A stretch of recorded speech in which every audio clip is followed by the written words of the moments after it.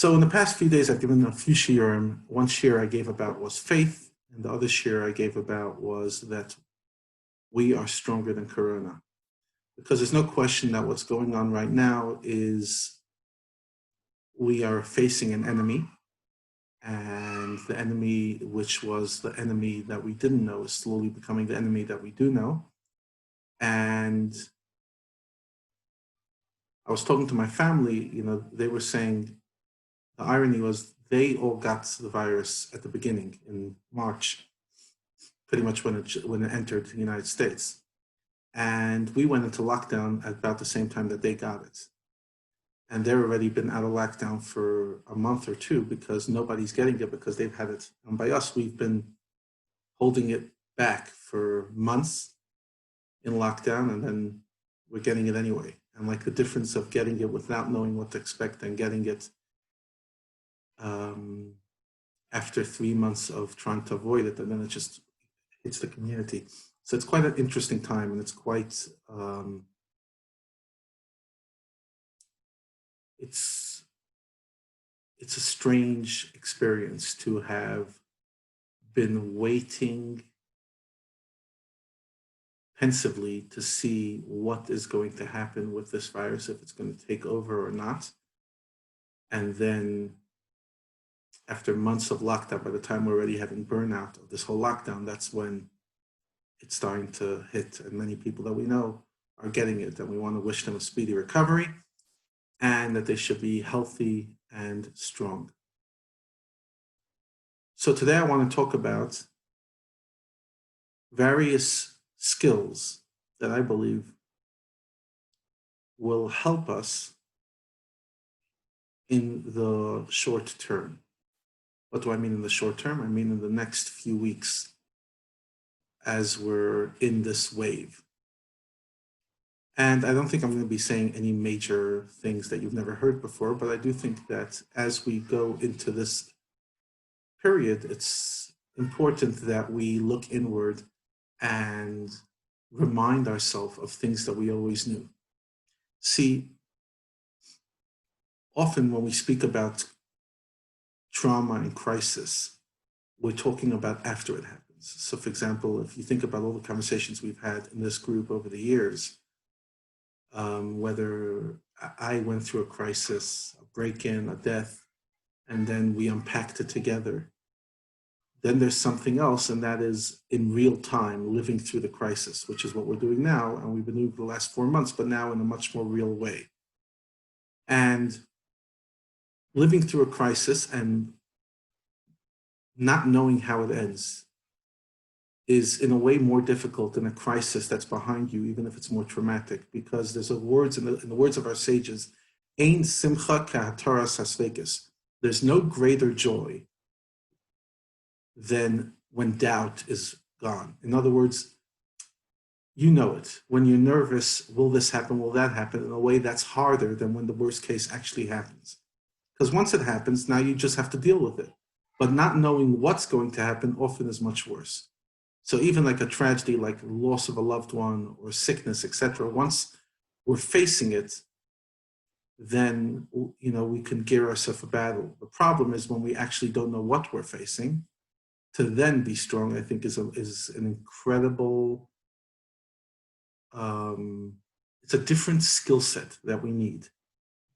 It's different than making sense of something after we've been through it. A lot of people will write books after they go through a terrible sickness, or they'll write a book about a trauma they went through, or they'll give speeches. I've done the same, of things after they're finished. But in it, while you're in it, it's much harder. And I'll be honest, this whole week, I found myself fluctuating. Sometimes like every 5 minutes, I'm finding out about somebody else who has corona. And it's, having lived through it 4 months ago with my family in New York, it's just feeling a bit deja vu. And how does it end and what's going to happen? And at the same time, I'm feeling like we can overcome this. It will be okay. I'm fluctuating between these two feelings, which I think many of us are. And you gird yourself and you get strong and you know what to face. And then something else comes and you're like, oh gosh, that person's also not feeling well. Is that person also sick? Ouch. So I would say the first thing that we could do to ourselves is, I'm sure Sue would agree, is be kind to ourselves during this time. To not expect from ourselves to be absolutely upbeat and positive every single moment. I think we live in a generation that tells us that think good, it will be good, and it's not a bad thing. I mean, that's a Hasidic statement: think good, it will be good, and be positive and stay upbeat. And almost that being down is negative and evil. But I think that that statement, even though I try to live by it, think that it will be good, it also has to come and appreciate that we're human beings and that we have emotions, and that feelings like fear and pain and frustration are there. How we work with it is something else, but the mere fact that we are feeling afraid or feeling disempowered is normal. And I think we need to be a bit kinder to ourselves during this time. I'll be honest, one of the gifts of being home all day and not having to run around pretty much other than going to funerals, I try not to leave the house. Unfortunately, I have to go to a funeral this afternoon. One of the things is that I could give myself a break. Like when I'm feeling like that things are becoming overwhelming, I'll go to my room, I'll make sure the kids don't come in with me, I'll lock the door, and just try to regain composure. I often wonder when you read about heroes like Mandela's or my own grandparents, people who went through incredibly difficult times, and then they stand up and write how they remained faithful and they remained grounded and they remained moral throughout the whole period. I often wonder, did you really not suffer any weakness? Like, is that what a hero is? Is a hero somebody who's never afraid? Or is a hero somebody who lives with fear and still moves forward? I'm not saying Mandela claimed that. I'm not saying but like when I read my grandparents' book, like I sometimes feel like, how can somebody so human as myself come from somebody so angelic as them? Because they seem to just, yeah, okay, you're going to arrest me, you're going to beat me up, fine, sure. I'll stay firm, I'll do what I need to do. I'm not afraid of the communists, I'm not afraid of the Nazis. I'm just going to stay upright and confident. And for me, I sometimes wonder and sit there saying, really? That's quite a challenge. Were you never buckled down by fear? Are you never feeling overwhelmed?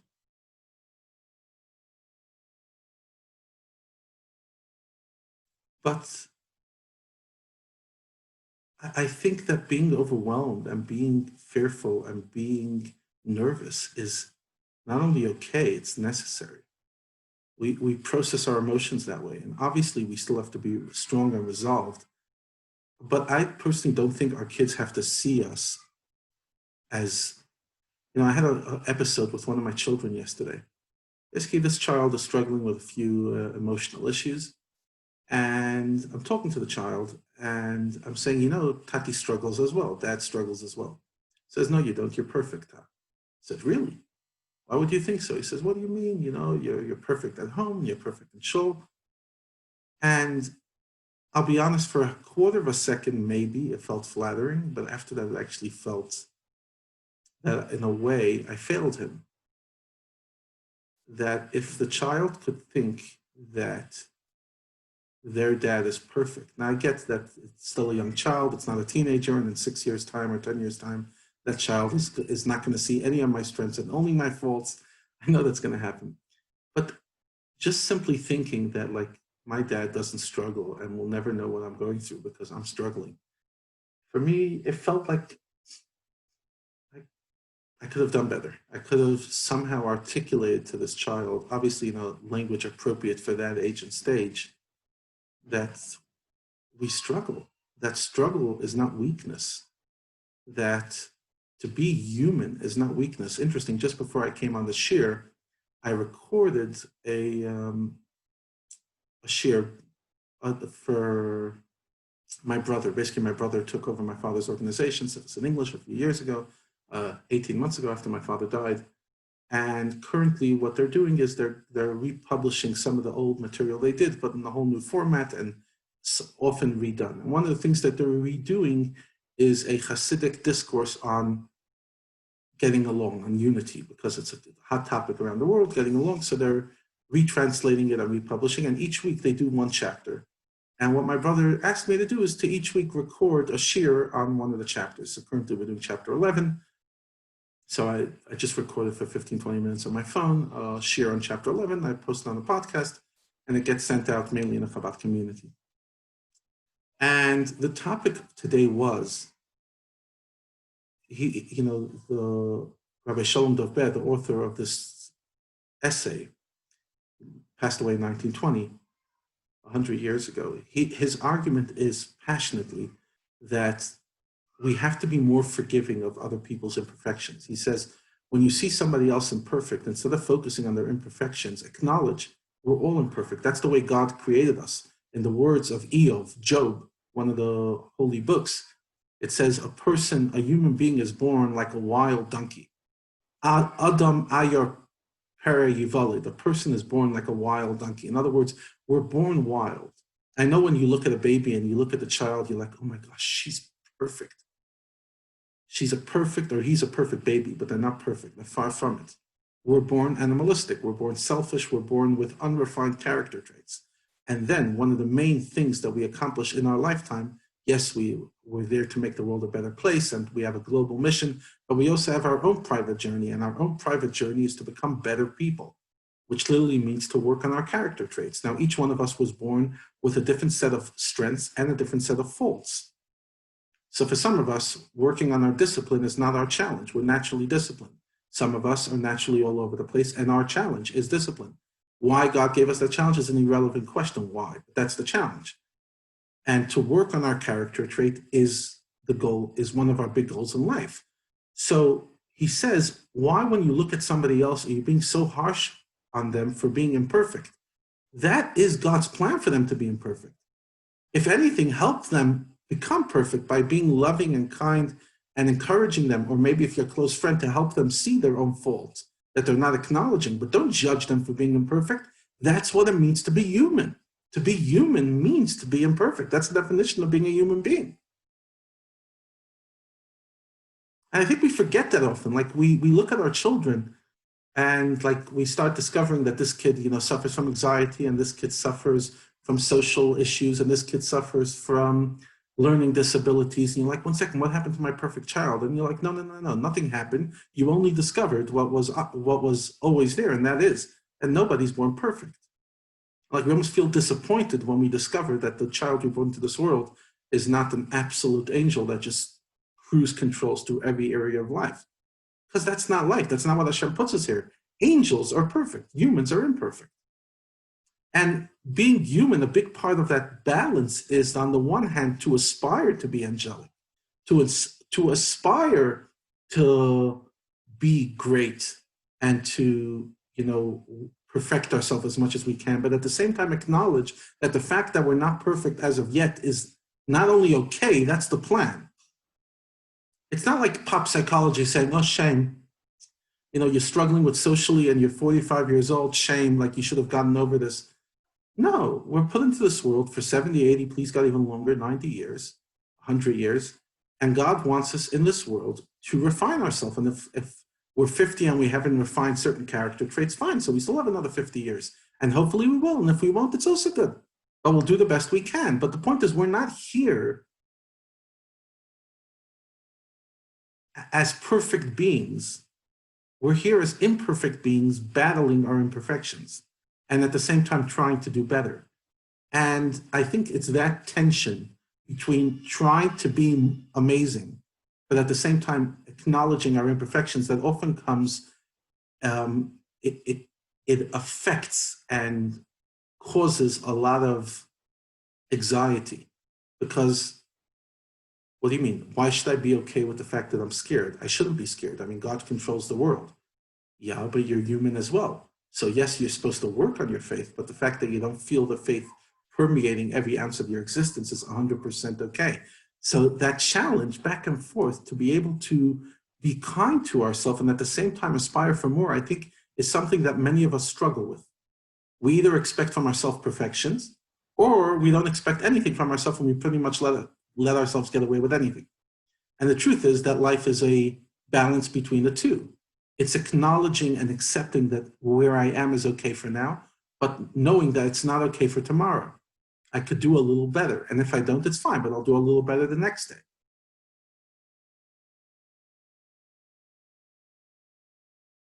It's like climbing a mountain and like at some stage, just taking in where you're at, positioning yourself, balancing yourself, and then to continuing to climb. You have to balance yourself at every single climb. Otherwise, you're going to lose your balance having for a bit. So at any stage, you're always trying to move forward, but at the same time, process where you're at. I'll give you another example, which maybe is a better example, eating. I know fat lives matter, and therefore a lot of people are fighting for restaurants to be open. But even fat people, even people like myself who enjoy their food a bit too much, there is a limit how much you could eat. Okay, you have to allow the digestive system to work. Okay, allow the digestive system to work, take a break. Hopefully don't eat too much before you go to sleep. Allow the stomach to, the digestive tract to actually work throughout the night. The point is, in life, you can never take in too much and digest it. Just like you can't take in a huge emotional experience and process it quickly. Like we've been in this Corona 4 months and I find myself still processing and processing and processing. This has been such a trauma. And I think we have to acknowledge it. What we're going through is a trauma. In other words, our whole life was taken upside down in a way that we never, in our wildest dreams, ever thought it's possible to happen in our lifetime. This stuff sounded like the things that happened in the 1300s, in a primitive, ancient, dark age, middle age Europe. Like this doesn't happen to our world. And you can't sit there like, going through it in one day and then the next day saying, I have it all figured out. So this is a sign of Mashiach's coming and everything's going to be fantastic and let's just do it. I remember like within the first week of Corona, there were already a lot of shiurim going around, various rabbis, many of them who I respect, saying like, Mashiach's coming and we're going to be strong and everything's going to be fantastic. And I remember at the time, I think I even brought it up in the shiur, just feeling like, well, 1 second, like before you sit there telling us all the good stuff, can we acknowledge how challenging this is? Can we we don't have to necessarily make believe as if we're not suffering and just saying, oh yeah, it's all fantastic. It's all good. It's fantastic. This is a sign Mashiach's coming. So Mashiach's coming Pesach, the Mashiach's coming the end of Pesach, the Mashiach's coming like Bummer, the Mashiach's coming Sukkot because it's hocus, it's coming Shavuot because it's coming hocus pocus. And I'm like, no. Yes, we have to work on our faith and at the same time, digest this and actually just accept that what we need to digest is a lot. Like we cannot digest this in one moment. This is a huge, huge ordeal. This is a lot to take in. And I think to myself, like I've been speaking nonstop for 4 months and I've been trying to share my reflections about what's going on. And I still feel every day that there's so much more to unpack. There's so many layers to what we're going through. And that's only the layers that I'm able to access. There's so many other layers that everybody else is able to access. Not necessarily my mind will take me there. Each person comes with their own perspective and their own, Weltanschauung, their old worldview. But there's so much to unpack. We're not meant to digest things in a moment. That's why Shiva, Shloshim, a year of mourning. We're given a year at least to process it. And many of us need much longer than that. But life is about processing, even in good stuff. For example, according to Jewish law, in marriage, the first year of marriage, a husband is not allowed to go out of town for a night. If he needs to, for whatever reason, he actually has to ask a heter, he has to ask a rabbi for permission. The Torah actually says, it's not a halacha, it's biblical. Naki yil leveso shana chas, the person has to be dedicated to his wife for a full year, not going anywhere. So if the Jews are fighting a war, he cannot join the war. etc. He cannot be distracted. And I remember in the first year of marriage, it was like sometimes your friend's getting married overseas or getting married out of state. And like, it's a big question. Like you actually have to go to the rabbi and say, can I go out of town for a day to go to my friend's wedding? Because my wife doesn't want to come or whatever, she can't come. And why? Because marriage is a big deal. It's like, and like, that's why we don't go to work the first week of marriage, just like there's Shiva after death. There's Sheva brachas after marriage. Now, I'm not trying to compare death to marriage. I am saying that major events in life, whether good or bad, is irrelevant. Because they're so overwhelming, they demand time to process. And it's just interesting that it's very similar processes, both death and marriage. And that is 7 days of absolutely nothing. For a week, no work. The man and woman cannot go do anything. They have to be dedicated. They have to stay home as much as possible, just be there for each other, and then for the whole year. Because it takes time to process. I don't think we give ourselves enough time to process. And I think that's why a lot of us end up going to therapy, because what therapy allows us is 1 hour, 2 hours, where our phone is off and we're just forced to process our lives. Because literally life, and especially life's wisdom, only gets processed, only comes to the surface if I give myself time. When I sit and think, and I give myself, one of the big revolutions of science in the last 20 years is really the science of sleep. A lot of interesting lectures out there on the power of sleep and how important it is on so many levels. But one of the main reasons that's always resonated with me is your subconscious has to process whatever has happened to you that day. And if you're not giving yourself enough sleep, you're actually not allowing your subconscious to process. So you're waking up the next day with way too many unprocessed emotions. Then how are you going to take in everything else that comes in? And for me personally, that's resonated. Like I really feel like when I get less than X amount of sleep, I need my sleep very, like when my friends tell me they sleep on 4 or 5 hours, like I just don't get it. But obviously we're created differently. I need time, not only my body, especially my mind. I could go to sleep with a brain that's full and wake up 8, 9 hours or 7 hours later, and the brain is much emptier because it's been processed. Just like the digestive system has to process the food, our minds have to be processed. So I think that this corona thing, the fact that it's going on for a long time, it should be allowing ourselves to process. So like I remember the first week or two, even I remember myself giving shiurim saying, corona has to change us. We cannot walk out of this COVID episode the same people we walked in. Okay, we've heard that already, and I think we've all, tried to impart it to ourselves, but ultimately it's beyond that. It's not just about changing. This thing is a long-term thing that we really, really need to take in. And I think we're going to be processing what's happened in 2020 for a very long time. Like I think to myself, how it's going to affect so many areas of my life. Will I ever be the same? Not even with, by the fact that I'm going to change, just the fact that I was locked up in a house for 4 months with my kids not going to school, with me working shul work out of the house. What did it do to me? Like, what's it doing to my brain? What's it doing to my habits? What's it doing to me? What's it doing to me? That's really the question I'm trying to process, and I don't know. And I think each day I'm discovering, like, wow, okay, really interesting. Like, I'm discovering so many parts of myself that never came out before because they never surfaced. I was never locked in a cage with 6 kids and my wife for 4 months. It never happened. I hope it never happens again. No, hey, Rabbi, don't say that. It's the most amazing thing that's ever happened to you. It's fantastic. It's healthy for your marriage. Yeah, I heard that. It's all fantastic. It's great. You could send me the messages later. And there are a lot of amazing things. But yeah, locking yourself with 6 kids for 4 months is intense. It has a lot of beautiful moments, and it has a lot of moments that you want to pull the hair you don't have out of your head. I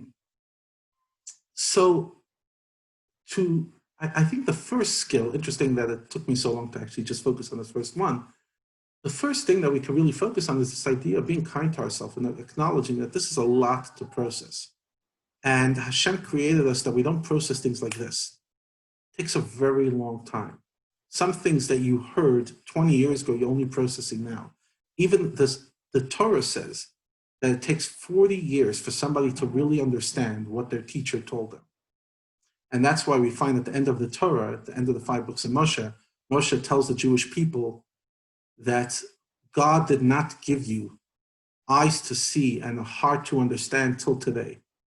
And Rashi comes and says, what does that mean? Because Moshe was talking to the Jewish people 40 years after he took them out of Egypt, just before he dies. And he's telling them that until 40 years after we left Egypt and went through Sinai, we didn't really develop a heart to understand. We really couldn't appreciate what happened. Now, 40 years later, we can have some context. So can you imagine, at the age of 40, you're only processing what happened in your first year of life, et cetera, et cetera, et cetera. So I haven't processed anything yet. And I believe there's a lot of truth in that. Like, you need hindsight. You need the perspective of going outside of it to really understand it. So be kind to ourselves and at the same time work on our faith. In other words, be kind to myself doesn't mean, okay, Levi, now just sit home all day, space out, do nothing with your life, because ultimately this is all overwhelming. No, it's like, okay, it's uncomfortable. Let's acknowledge the discomfort and let's see what we can do with it. At the same time, when it becomes too uncomfortable, yeah, take a break, walk off, walk away. To be able to just allow ourselves during this very challenging time to experience it, to live it, to develop insight, to think about it. Not just, yes, we're praying for it to be over, but not just surviving it. To actually allow whatever lessons God is trying to teach us, which I don't know what they are, and there might be different lessons to different people. What I have to learn is very different than what you have to learn, because my character needs different refinement than your character. But if I'm allowing myself to process, and I'm giving myself time to actually take it in, and when I have a half an hour, I'm not just putting on Netflix. I think it would be great. I was in the car yesterday, 2 days ago, I had to go somewhere, 20-minute drive. And whenever I go into the car, I put on music. Music calms me. And I gave myself a challenge, and I said, no music for 20 minutes now, you're in the car, just think. It wasn't easy. It wasn't easy. It's like sometimes I was like, okay, just go to the phone and just put on Spotify and just play some music. And like, no, and like think and process. Our lives are definitely less frantic than they've ever been. Our lives might be stressful, but they're not frantic. We're not running around 50 places a day. I hope not. And if you are, please don't. So in this relative calm, let's calm our brains and allow our brains to process, allow our brains to think. And, I sat down yesterday and started writing a chapter for a book that I hopefully want to write. And please God, I'll write it. And the chapter I wrote was really about discovering inner wisdom and acknowledging that how wise we really are if we allow ourselves the quietness to allow our inner wisdom to surface. I believe that Corona should be making each and every one of us a bit wiser, because we've had enough time to listen. We're having enough time to dig deep. Our lives are definitely not as hectic. They might be stressful and scary, but not hectic. And that allows us to find wisdom within. So yes, it's awesome that we're signing up to Zoom Shiurim, and thank God Zoom has, I'm sure its stock is doing better than it ever imagined. And we're Zooming and Zooming and Zooming and Zooming. And every night this week I was in a different Zoom. I still have another 2 or 3 Zooms today. At the same time, zoom in. Take a cup of coffee, sit in front of a blank wall or just a garden that inspires you, and just discover inner wisdom. Because the wisest person that ever exists is in us. The best advice we'll ever get is from ourselves. And our inner purpose only we know. So if we allowed ourselves that space to process, I think it would be amazing. Interesting, I just received a text. It says, talking about processing, the last few weeks of people sitting Shiva on their own, it's given them the opportunity to reflect and process their loved ones without the noise that often happens during the Shiva week, with people walking in and out. As much people there to comfort the mourners and distract them. This time allowing process earlier in the morning process. Also, I've been on a few Zoom memorials. I was blown away by how meaningful and memorable they were for the families. During prayers, people wish the family long life and leave. Looking for the meaning behind the madness. Absolutely. I have to agree. I'm actually going on later today. I'm talking to the rabbis in South Africa. The chief rabbi has a weekly meeting at Wednesdays in the afternoon. And I reached out to him and I said, that we have to talk about mourning during this period and what it means to mourn during COVID.